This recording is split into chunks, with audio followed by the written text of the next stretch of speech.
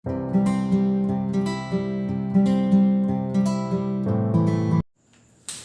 Students, welcome back. तो आज हमें आगे बढ़ना है क्लास 11 केमिस्ट्री में। टाइम वेस्ट नहीं करेंगे, कृपया आप वीडियो को पूरा देखिए और रिवाइज जरूर करिए। बस इतना ही कहना है। चलो, टॉपिक का नाम है ब्लैक बॉडी रेडिएशन। ज़्यादा तेज बोल रहा हूँ, sorry. Black body radiation. Black body radiation का मतलब क्या होता है कि सबसे पहले आपको ये पता होना चाहिए ब्लैक बॉडी क्या होती है। एक आइडियल बॉडी, पहली बात तो ये बॉडी रियल में एग्जिस्ट नहीं करती, बट इसको एक तरीके से इमेजिन किया गया है एक आइडियल बॉडी जो कि किसी भी वेवलेंथ की लाइट को एमिट कर सके या फिर एब्जॉर्ब कर सके। ठीक है, किसी भी वेवलेंथ की रेडिएशन को एमिट कर सके और एब्जॉर्ब कर सके, उसे हम क्या बोलेंगे? Black body. ठीक है, क्लियर हुआ?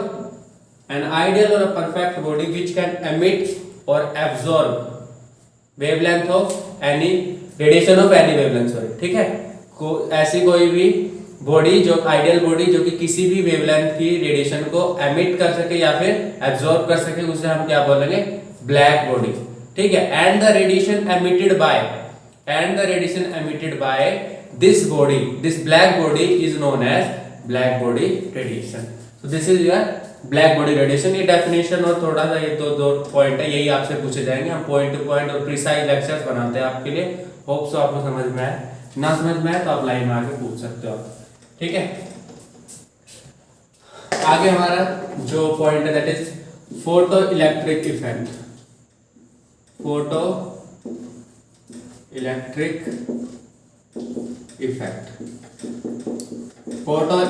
इफेक्ट का मतलब क्या होता है? देखो, फोटो मतलब लाइट, ठीक है, और इलेक्ट्रिक मतलब कि आपका जो पॉइंट है दैट इज इलेक्ट्रॉन। इलेक्ट्रिसिटी से कनेक्ट करते बट उसमें यहाँ इसका मतलब क्या है? इलेक्ट्रॉन से लेना देना। ठीक है, तो फोटो इलेक्ट्रिक इफेक्ट यानी कि लाइट के आने से इलेक्ट्रॉन निकल गए। ठीक है, तो ये फिनोमेना बड़ा इजी है। व्हेनेवर अ लाइट और radiation strikes on a surface of metal suitable frequency with suitable frequency, whenever a light of suitable frequency, ठीक है, और radiation of suitable frequency strikes on the surface of metal, electrons get ejected। ठीक है, suitable frequency वाला case भी हम पढ़ेंगे। तो क्या कहता है कि कोई भी लाइट रे या कोई भी रेडिएशन आती है जिसकी एक पर्टिकुलर फ्रीक्वेंसी होती है, एक काइंड ऑफ मिनिमम फ्रीक्वेंसी जरूर होती है।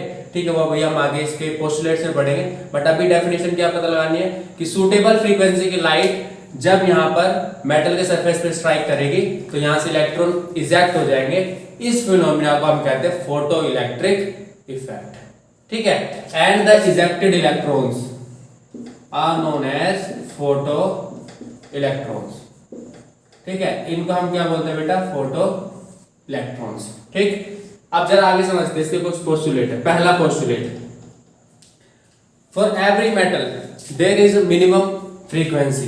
ठीक है, minimum frequency which is known as threshold frequency below which no photo electric effect would take place. यानी कि हर मेटल के लिए एक मिनिमम फ्रीक्वेंसी होती है कि भाई इस फ्रीक्वेंसी से नीचे अगर आपने लाइट की रेडिएशन दी तो वहां पर कोई भी इलेक्ट्रॉन इजेक्ट नहीं होगा। इसको आप ऐसे समझो कि जैसे फॉर एग्जांपल मेरे पास ये मार्कर है, मैं इसको तोड़ना चाहूं तो मिनिमम फोर्स चाहिए होगा। ज्यादा तो मैं कितना भी लगा सकता हूं, पर एक मिनिमम फोर्स होगा जिसको मेरे को इस पे अप्लाई करने पर ये टूट जाएगा। ऐसे कोई थ्रेड है, थ्रेड को तोड़ना हो तो क्या होगा? वहां पर भी एक मिनिमम फोर्स होगा।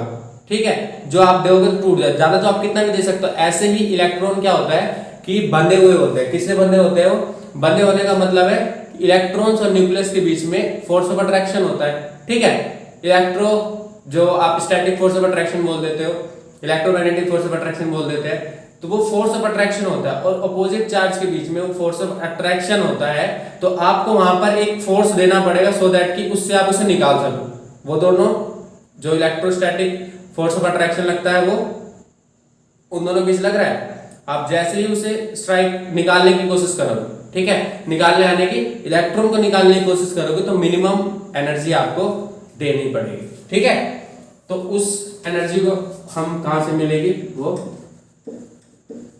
थ्रेशोल्ड फ्रीक्वेंसी से मिलती है, एनर्जी फ्रीक्वेंसी से मिलती है। ये आगे हम पढ़ेंगे प्लैंक्स क्वांटम थ्योरी में, ठीक है। पहला पॉइंट समझो कि हर मेटल के लिए एक मिनिमम फ्रीक्वेंसी होती है। भाई इस फ्रीक्वेंसी से कम की लाइट आई तो वहां पर कोई इलेक्ट्रॉन इजेक्ट नहीं होगा। अलग अलग मेटल के लिए जो आपकी फ्रीक्वेंसीज होंगी वो अलग अलग होंगी, मिनिमम फ्रीक्वेंसीज अलग अलग होंगी, और उस मिनिमम फ्रीक्वेंसी को हम क्या बोलते हैं, threshold frequency. Second, kinetic energy of photo electrons is directly proportional to frequency of light। Light की फ्रीक्वेंसी के डायरेक्टली प्रोपोर्शनल होती है।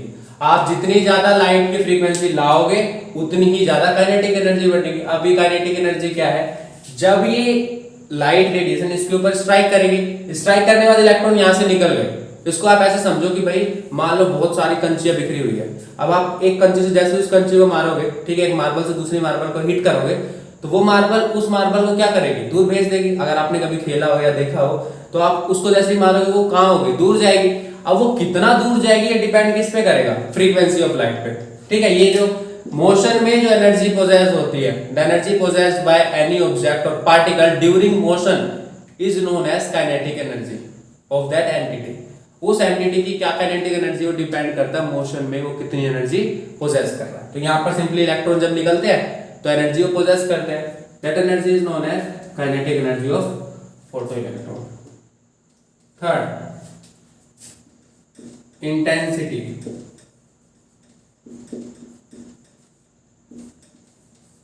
इंटेंसिटी को भीड़ से जोड़ दो आप, किसे जोड़ दोगे, भीड़ से। तो इंटेंसिटी पे कौन डिपेंड करता है, number of photo electrons.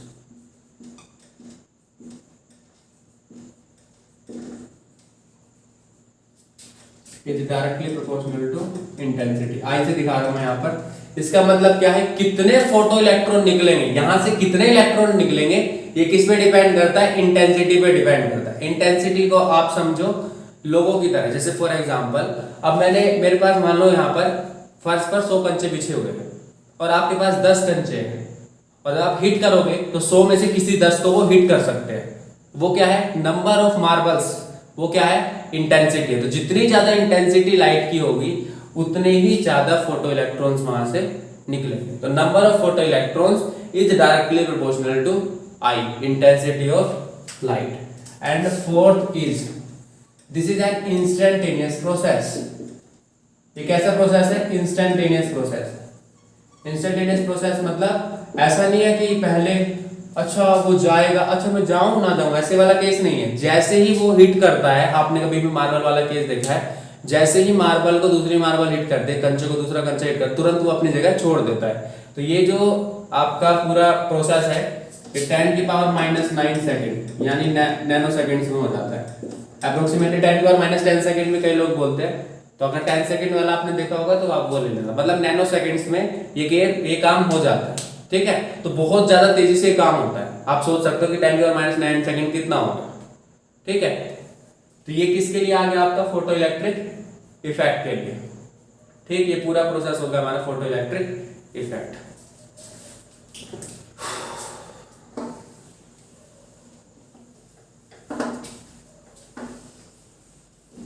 Last but not least, that is Planck's quantum theory, ठीक है।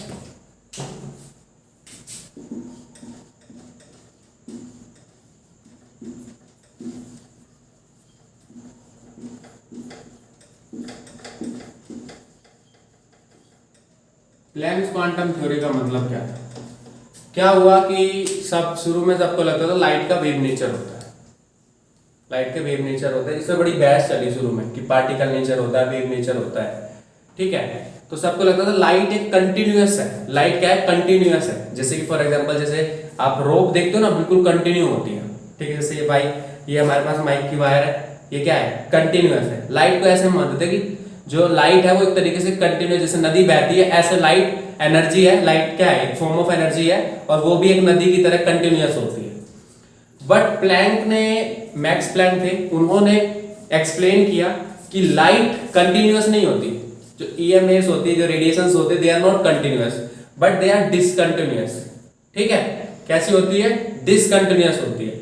प्लैंक्स क्वांटम थ्योरी क्या कहती है कि जो अभी तक हमारा मानना था कि लाइट एक कंटिन्यूअस सोर्स ऑफ एनर्जी होता है, ठीक है, एनर्जी कंटिन्यूअसली फ्लो हो रही है उस तरीके का, जैसे लावा लीक होता है ना, ऐसे ही एनर्जी कंटिन्यूअसली फ्लो हो रही है, जिसको हम क्या बोल देते हैं? रेडिएशंस बोल देते हैं। बट उन्होंने क्या बोला, जो रेडिएशंस होती है, ठीक है, लाइट होती है, ईएम वेव्स जैसे जो होती है, वो भी कैसे चलती है? They travel in small form of packets, ठीक है, small packets of energy. Light जो होती है, रेडिएशंस, कोई भी बॉडी जब निकालती है, किसी बॉडी में से रेडिएशन निकलती है, ठीक है, तो वो कंटिन्यूअस नहीं होती बट डिसकंटिन्यूअस। कैसी होती है? कंटिन्यूअस नहीं होती बट डिसकंटिन्यूअस होती है। और डिसकंटिन्यूअस क्या होती है? स्मॉल पैकेट्स ऑफ एनर्जी में, और उन स्मॉल पैकेट्स ऑफ एनर्जी को हम क्या बोलते हैं?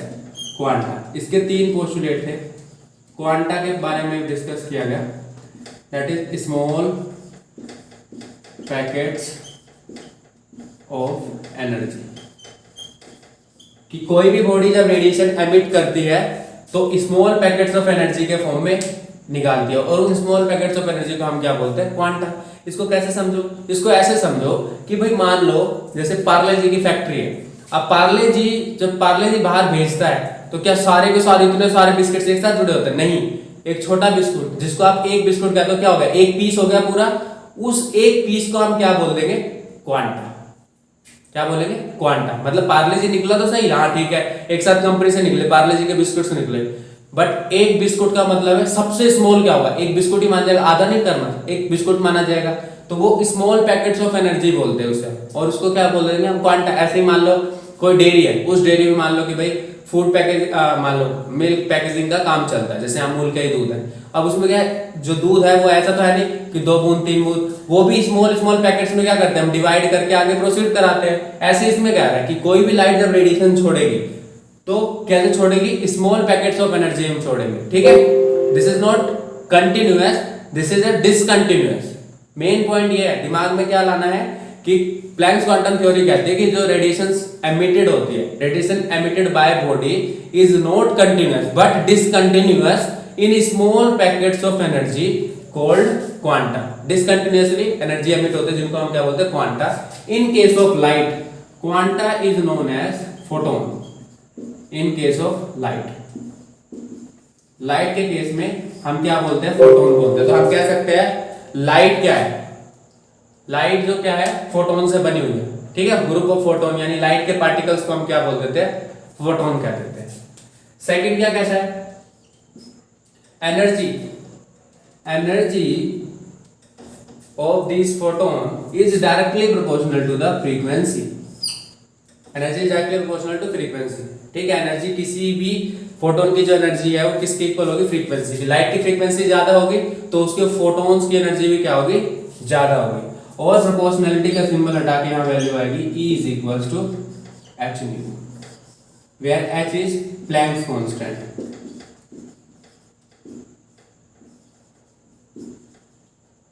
And its value is 6.63 cross 10 to the power minus 34। ठीक है, क्लियर? तो ये वैल्यू क्या आएगी? जूल सेकंड, यूनिट भी लिख देते हैं। ये हो गया सेकंड पोस्टुलेट। थर्ड पोस्टुलेट क्या कहता है?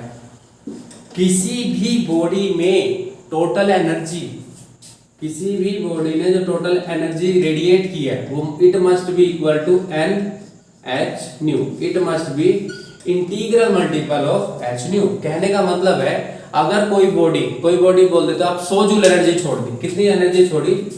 100 joule, it must be equal to some multiple of H nu. H nu का ही कुछ मल्टीपल आएगा। क्यों आएगा एच न्यू का मल्टीपल? आपने कहा, जैसे अभी हम एग्जांपल ले लेते हैं कि मान लो कि भाई जो दूध की फैक्ट्री है उसमें हाफ केजी के जो मतलब मिल्क है उसको पैक कर करके आगे हम भेज रहे हैं, हाफ केजी मतलब हाफ लीटर वाला, ठीक है, आधे लीटर वाली थैली आगे जा रही है, ठीक। अब क्या है, आपने बोला जी कंपनी से 10 लीटर दूध ट्रैवल मतलब भेज चुके हो, 10 लीटर दूध भेज चुके हैं, यानी 10 लीटर का मतलब क्या है? आपने टोटल 20 पैकेट्स भेजे हैं, 20 पैकेट्स, क्योंकि हर पैकेट में कितना है? फिक्स है कि आधी लीटर ही दूध है, तो यानी 10 लीटर का मतलब 10 टू जा 20। सिमिलर केस यहां पर है, कि जो टोटल एनर्जी आएगी it must be integral multiple of small unit and the small unit for energy is H new. एक फोटोन की क्या एनर्जी है, एच न्यू है। अब कहीं पर क्या होगा, 1.5 फोटोन 3.5 फोटोन तो नहीं जाएगा, ऐसे ही जाएगा 1 photon 2 photon 10 photon 15 photon 20 photon ऐसे ही जाएंगे ना। तो टोटल एनर्जी का जो सम आने वाला है it must be multiple of energy of photon. एक फोटोन की क्या एनर्जी है उससे मल्टीप्लाई कर दो, आपको नेट एनर्जी वहां पर मिल जाएगी। ये कहने की कोशिश कर रहा है कि जो टोटल एनर्जी होगी it must be integral multiple of photons energy, क्योंकि वहां पर 2 4 6 10 12 15 इस तरीके से फोटोन्स जाते हैं, हाफ आधा पौना नहीं जाएगा। तो किसी भी बॉडी की एनर्जी किसके इक्वल आएगी, एन एच न्यू के इक्वल। ठीक है, ये क्या थी आपकी प्लैंक्स क्वांटम थ्योरी है। हमने ब्लैक बॉडी पढ़ी, फोटो इलेक्ट्रिक पढ़ा और ये प्लैंक्स क्वांटम थ्योरी पढ़ी। ठीक है, होप्स आपको समझ में आया हो। मिलते हैं नेक्स्ट वीडियो में। कोई डाउट हो तो आप लाइव में आके पूछ सकते हो।